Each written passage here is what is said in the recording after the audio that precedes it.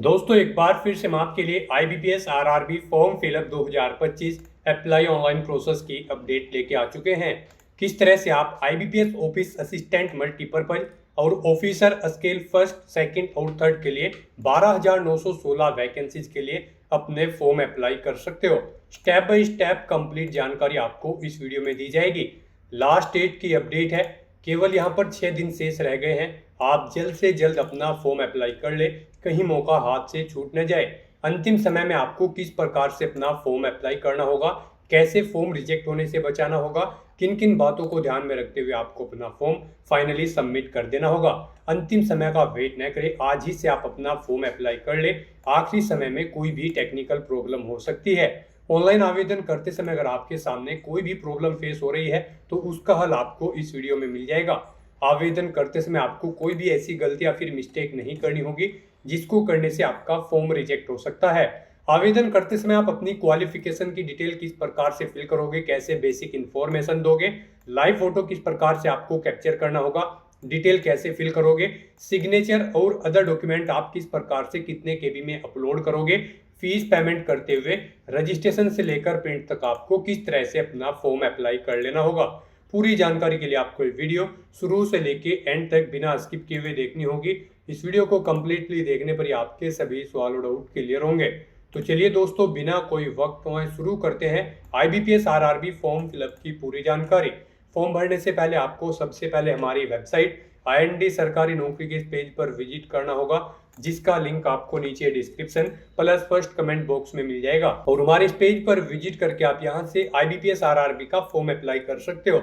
Institute of banking personal selection IBPS के अंतर्गत office assistant officers की पोस्ट निकली हुई है। 12,916 बम्पर वैकेंसीज है। पोस्ट वाइज वैकेंसीज आप यहां से चेकआउट कर ले। लास्ट डेट की अपडेट है, केवल 6 ही दिन शेष रह गए हैं। आप जल्द से जल्द अपना फॉर्म अप्लाई कर ले। यहाँ पर क्वालिफिकेशन की अगर बात कीजिए तो bachelor degree CA LLB MBA से आप अप्लाई कर सकते हो। पोस्ट वाइज क्वालिफिकेशन आप नोटिफिकेशन से मैच आउट कर ले, देन उसके बाद अप्लाई कर ले। ऑफिस असिस्टेंट के लिए 18 से 28, ऑफिसर स्केल फर्स्ट के लिए 18 से 30, senior manager officer scale third के लिए 21 से 40 और अदर पोस्ट के लिए 21 से 32 वर्ष आयु सीमा है। फीस यहाँ पर जनरल OBC के लिए 850 है, SC ST PH के लिए 175, जो कि आप ऑनलाइन मोड से पेमेंट कर सकते हो। सिलेक्शन होगा प्री मेन एग्जाम और इंटरव्यू के आधार पे। ऑनलाइन अप्लाई कर सकते हो, ऑल इंडिया से अप्लाई कर सकते हो। IBPS.in पोर्टल से इसकी ऑफिशियल वेबसाइट है। इंपोर्टेंट लिंक सेक्शन के अंतर्गत ऑफिशियल नोटिफिकेशन PDF की इस लिंक पर क्लिक करके आप इसकी PDF डाउनलोड कर सकते हो, जिसमें आपको इंपोर्टेंट डेट्स की टेबल मिल जाएगी। आवेदन करने की यहाँ पर आप देख सकते हो डेट दे दी गई है। साथ ही साथ दोस्तों यहाँ पर आपको इसमें क्वालिफिकेशन की डिटेल मिल जाएगी। यहाँ से आप अपने पार्टिसिपेटिंग रूरल बैंक भी चेकआउट कर सकते हो, जो ग्रामीण बैंक है वो आप चेकआउट कर ले। उसके बाद में qualification detail, age limit, age relaxation, pre और मेन एग्जाम के लिए आपको पैटर्न भी यहाँ पर मिल जाएगा। पूरा पैटर्न और सिलेबस आपको डिटेल में यहाँ पर सब्जेक्ट वाइज दिया गया, टॉपिक वाइज चेकआउट कर ले। पूरा सिलेबस आपको यहाँ पर दिया गया है। फॉर्म अप्लाई करते समय आपको किस प्रकार से अपने थंब इंप्रेशन अपलोड करना होगा, कैसे यहाँ पर आपको अपने फोटोग्राफ, सिग्नेचर, डॉक्यूमेंट्स अपलोड करने होंगे, कितने केबी में आपको अपलोड करने होंगे, पूरी जानकारी यहाँ पर आपको स्टेट वाइज वैकेंसीज की भी मिल जाएगी, बैंक वाइज और कैटेगरी वाइज वैकेंसीज भी आप चेकआउट कर ले। तो ऑनलाइन आवेदन करने से पहले आपको नोटिफिकेशन की PDF पूरा पढ़ना अनिवार्य है। इसको पूरा पढ़ने से आपके सभी सवाल और डाउट क्लियर होंगे। PDF रीड आउट करने के बाद में आपको अप्लाई ऑनलाइन लिंक पर क्लिक करना होगा, तो आपके सामने ऑनलाइन आवेदन करने का ये ऑफिशियल पोर्टल ओपन हो जाएगा। गाइस, यहाँ पर आने के बाद आपको 2 लिंक प्रोवाइड कराए गए हैं। यहाँ पर अगर आप ऑफिस असिस्टेंट मल्टीपर्पज की पोस्ट के लिए अप्लाई करना चाहते हैं तो आप इस लिंक पर क्लिक करें, और अगर आप यहाँ पर ऑफिसर स्केल फर्स्ट, सेकंड या फिर थर्ड के लिए अप्लाई करना चाहते हैं तो आप इस सेकंड लिंक पर क्लिक कर दें। हम यहाँ पर आपको ऑफिस असिस्टेंट मल्टीपर्पज की पोस्ट के लिए अप्लाई करके दिखा रहे हैं। यहाँ पर ऑफिसर स्केल फर्स्ट, सेकंड और थर्ड की पोस्ट के लिए भी सेम अप्लाई होगा। बस यहाँ पर आपको क्वालिफिकेशन पोस्ट के अकॉर्डिंग देनी होगी, बाकी सब प्रोसेस यहाँ पर सेम रहेगा।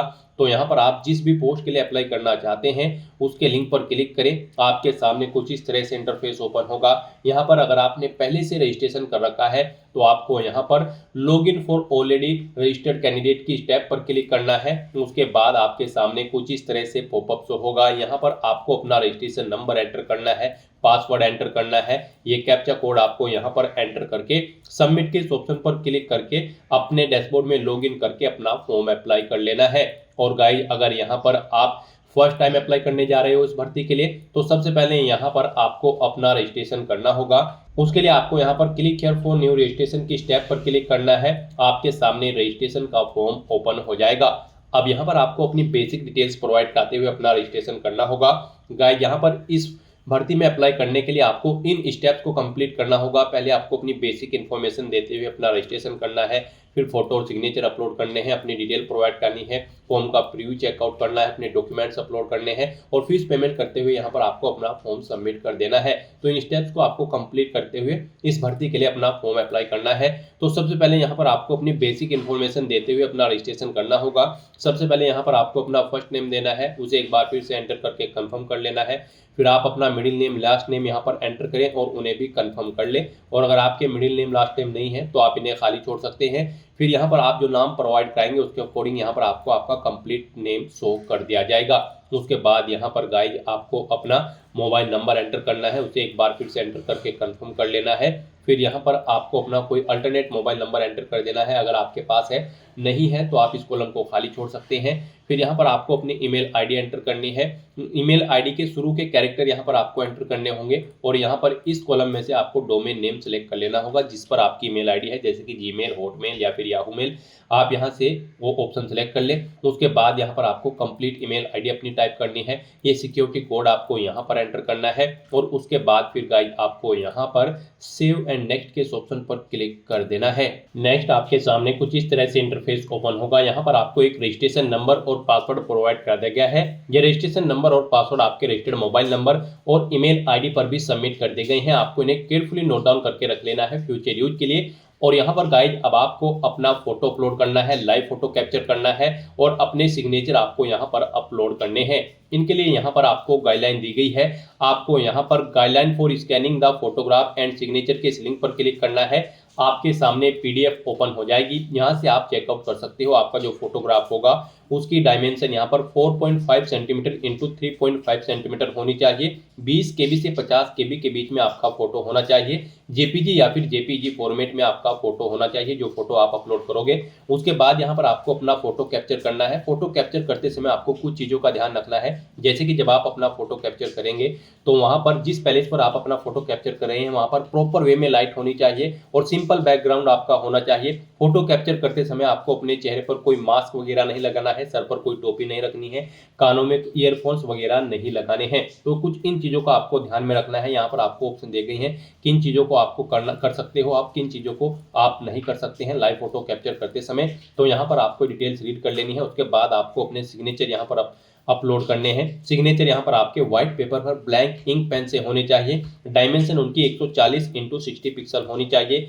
10 KB से 20 KB के बीच में यहाँ पर आपके सिग्नेचर होने चाहिए। कैपिटल लेटर्स में आपके सिग्नेचर नहीं होने चाहिए। जेपीजी या फिर जेपीईजी फॉर्मेट में यहाँ पर आपके सिग्नेचर होने चाहिए। तो यहाँ से आपको गाइडलाइन रीड आउट कर लेनी है। उसके बाद आपको अपने ये फोटो और सिग्नेचर अपलोड करते हुए नेक्स्ट आगे बढ़ना होगा।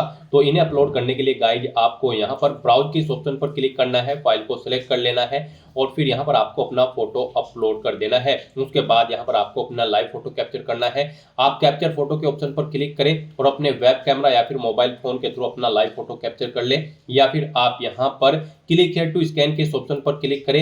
ये QR कोड आपको शो होगा, इसे आप अपने मोबाइल फोन से स्कैन करें जो स्कैन रीडर आपके मोबाइल फोन में है और फिर आप यहाँ पर अपना लाइव फोटो कैप्चर कर लें। उसके बाद यहाँ पर आपको अपने सिग्नेचर अपलोड करने हैं। सिग्नेचर अपलोड करने के लिए भी आपको ब्राउज के इस ऑप्शन पर क्लिक करना है, फाइल को सिलेक्ट कर लेना है और अपने सिग्नेचर यहाँ पर आपको अपलोड कर देने हैं। उसके बाद आपको इन चेक बॉक्सेस को ओके करना है। यहाँ पर जो चेक बॉक्सेस दिए गए हैं उसके बाद गाइस फिर आपको इस पेज को नीचे स्क्रॉल डाउन करते हुए नेक्स्ट के ऑप्शन पर क्लिक कर देना है। नेक्स्ट यहाँ पर आपको अपनी बेसिक डिटेल प्रोवाइड करनी है। सबसे पहले यहाँ पर आप अपनी कैटेगरी सिलेक्ट करें, आप जिस कैटेगरी से बिलोंग करते हैं। उसके बाद यहाँ पर आपसे पूछा गया कि क्या आप PWBD कैंडिडेट हैं और आपकी डिसेबिलिटी 40% से अबव है। अगर है तो आप यस करेंगे, अपनी डिसेबिलिटी का टाइप सेलेक्ट करेंगे। फिर यहाँ पर आप अपनी सब डिसेबिलिटी सेलेक्ट करेंगे और फिर यहाँ पर अपनी डिसेबिलिटी आप बताएंगे कि आपकी किस तरह की डिसेबिलिटी है, आप डीफ है, हार्ड ऑफ हियरिंग है। उसके बाद यहाँ पर आपको अपनी सब टाइप ऑफ मल्टीपल डिसेबिलिटी अगर आपको है तो उसकी डिटेल देनी होगी। और अगर गाइस यहाँ पर आप को डिसेबिलिटी नहीं है, आप यहाँ पर विकलांगता के दायरे में नहीं आते हैं, तो आपको नो ऑप्शन सेलेक्ट कर लेना है। फिर आपको ये आगे की डिटेल प्रोवाइड नहीं करानी है। उसके बाद यहाँ पर आपसे पूछा गया है आपकी पीडब्ल्यूडी की बारे में ही कुछ डिटेल्स आपको पूछी गई हैं। ये ऑप्शन आपके लिए इनेबल कर दी जाएंगे अगर आप पीडब्ल्यूबीडी कैटेगरी में यस ऑप्शन सेलेक्ट करते हैं, और अगर आप नो ऑप्शन सेलेक्ट करते हैं तो फिर आपको ये डिटेल्स नहीं देनी होगी।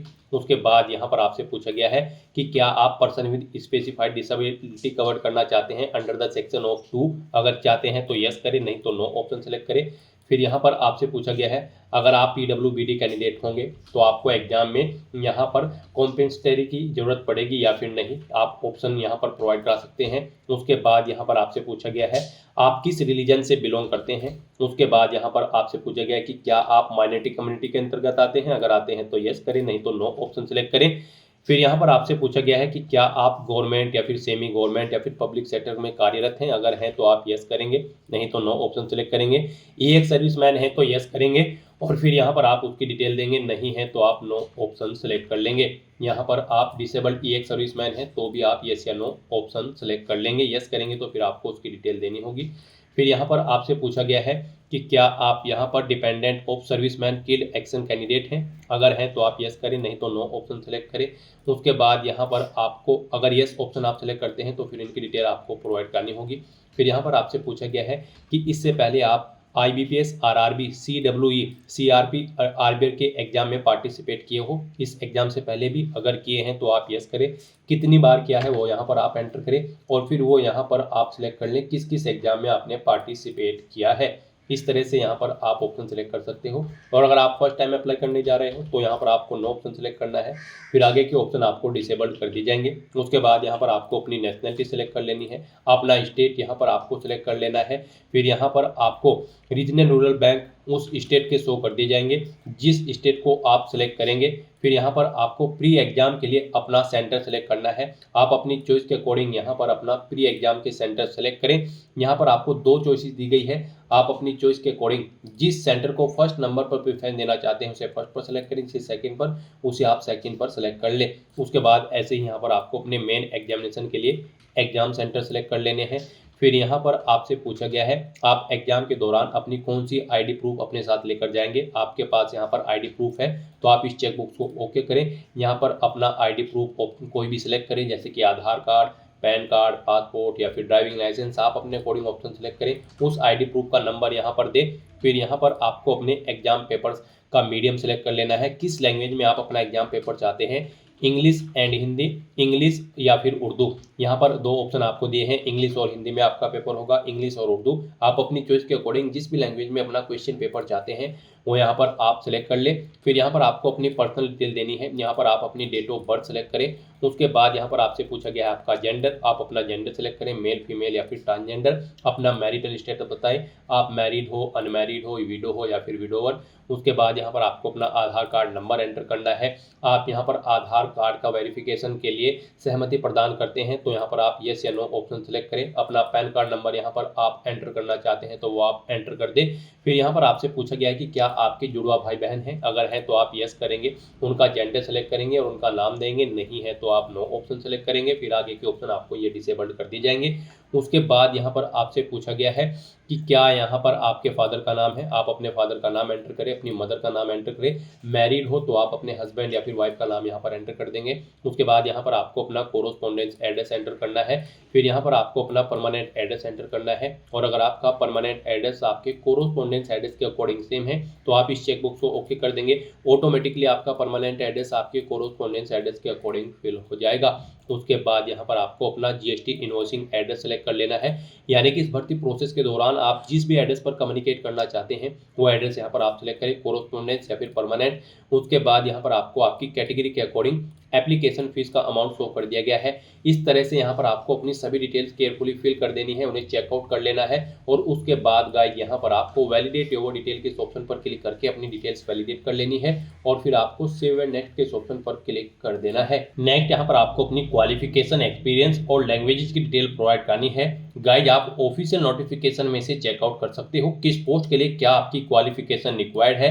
तो यहाँ पर हम आपको ऑफिस असिस्टेंट मल्टीपर्पज की पोस्ट के लिए अप्लाई करके दिखा रहे हैं। इस पोस्ट पर अप्लाई करने के लिए आपके पास बैचलर डिग्री होनी चाहिए किसी भी डिसिप्लिन के अंतर्गत किसी वेल रिकॉग्नाइज्ड यूनिवर्सिटी से। साथ ही साथ यहाँ पर आप जिस भी स्टेट के लिए अप्लाई कर रहे हैं उसकी लोकल लैंग्वेज आपको आनी चाहिए, कंप्यूटर की वर्किंग नॉलेज आपको होनी चाहिए, और अगर आप ऑफिसर स्केल फर्स्ट की पोस्ट के लिए अप्लाई कर रहे हैं तो आपके पास बैचलर डिग्री होनी चाहिए किसी भी डिसिप्लिन के अंतर्गत। और अगर इन डिसिप्लिन के अंतर्गत आपके पास डिग्री है तो फिर यहाँ पर आपको प्रेफरेंस दिया जाएगा, जैसे कि agriculture, horticulture, forestry, animal husbandry. In discipline के अंतर्गत अगर आपके पास डिग्री होगी तो फिर आपको प्रेफरेंस दिया जाएगा। यहाँ पर ऐसे ही आप सभी पोस्ट के लिए अपनी क्वालिफिकेशन चेकआउट कर सकते हो। ऑफिसर स्केल सेकंड और थर्ड के लिए भी आप चेकआउट कर सकते हो। सभी के लिए यहाँ पर बैचलर डिग्री रिक्वायर्ड है रिलेवेंट सब्जेक्ट के अंतर्गत, तो यहाँ से आप चेकआउट करें। ऑफिस असिस्टेंट मल्टीपर्पज की पोस्ट पर अप्लाई करने के लिए आपके पास केवल ग्रेजुएट डिग्री होनी जरूरी है, चाहे वो किसी भी डिसिप्लिन में हो। तो यहाँ पर अब आपको अपनी क्वालिफिकेशन की डिटेल देनी है।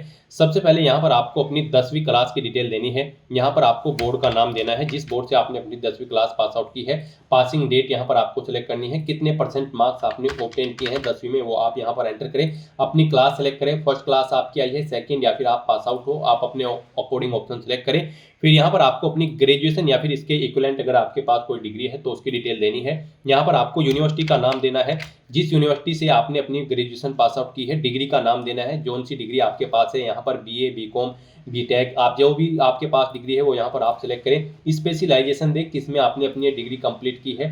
पासिंग डेट सेलेक्ट करें, परसेंटेज एंटर करें, कितने % मार्क्स आपने ग्रेजुएशन में ऑब्टेन किए हैं। आपकी फर्स्ट क्लास है, सेकंड है या फिर थर्ड है, वो यहाँ पर आप ऑप्शन सेलेक्ट करें। फिर यहाँ पर अगर आपने कोई पोस्ट ग्रेजुएशन या फिर कोई प्रोफेशनल क्वालिफिकेशन या फिर कोई अन्य डिग्री या फिर डिप्लोमा कर रखा है तो उसकी डिटेल भी आप सेम ऐसे ही यहाँ पर प्रोवाइड कर सकते हैं। उसके बाद यहाँ पर आपसे पूछा गया कि क्या आपको कंप्यूटर पर वर्किंग नॉलेज है, तो यहाँ पर आपको यस ऑप्शन सेलेक्ट करना है। आपको कंप्यूटर की नॉलेज होनी जरूरी है।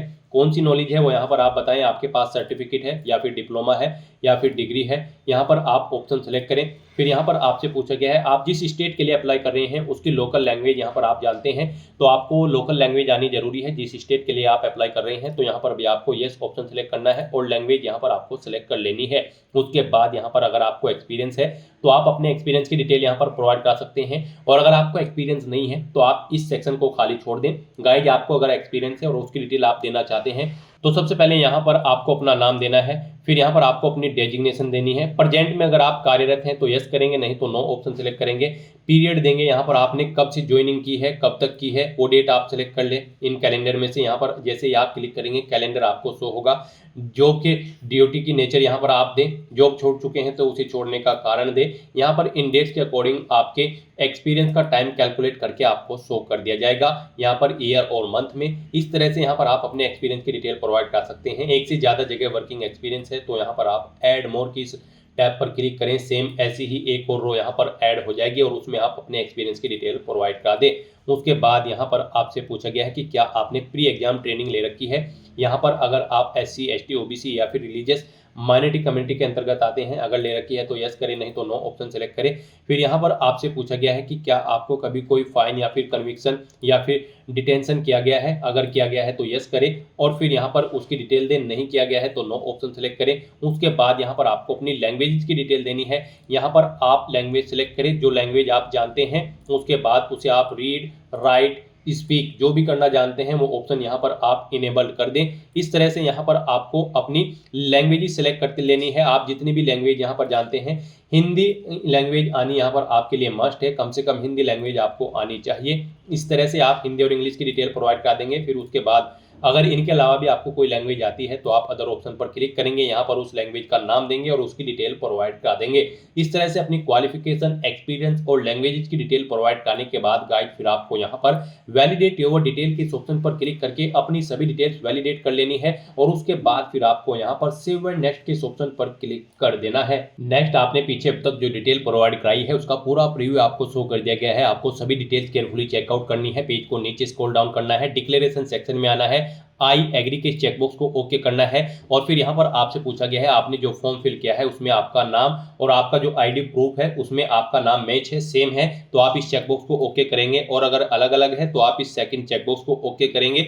तो यहाँ पर आपको अपने अकॉर्डिंग इन दोनों चेकबॉक्सेस में से चेकबॉक्स को ओके करना है और उसके बाद गाइड यहाँ पर आपको कंप्लीट रजिस्ट्रेशन के इस ऑप्शन पर क्लिक कर देना है। नेक्स्ट यहाँ पर आपको अपने डॉक्यूमेंट अपलोड करने हैं। यहाँ पर आपको अपना left thumb impression, hand written declaration document और 10वीं क्लास का सर्टिफिकेट आपको अपलोड करना है।